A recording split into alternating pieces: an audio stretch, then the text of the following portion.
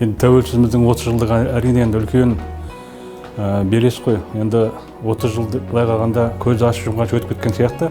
Бірақ осы 30 жылда біздің тәуелсіз Қазақстан көптеген қиындықтарды, көптеген белестерді бастан өткерді. Тәуелсіздіктің алғаш жылдарында экономикамызда, жалпы елдің экономикасында үлкен бір қиын жылдар болды да, халықтың санасына бұл қатты әсер етті. Тіпті жасыратын жоқ, сол тәуелсіз не керегі бар керек еді, одақтан бөлінбеу керек еді деген сияқтыларда елдің бір пікірлерін естіп жаттық. Бірақ Қазақстан өзінің жолымен, өзінің бағытымен дами берді.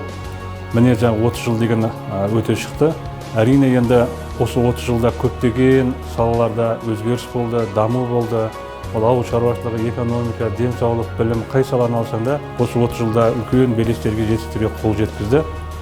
Бұл туралы біздің ақпарат құралдарында да көптеп жазылып жатыр, айтылып та жатыр.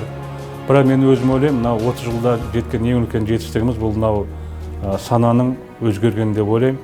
Осы 30 жылдың ішінде мүлдем жаңаша кейіптегі, басқаша ойлайтын, басқаша түсінігі бар жастар, ұрпақ пайда болды.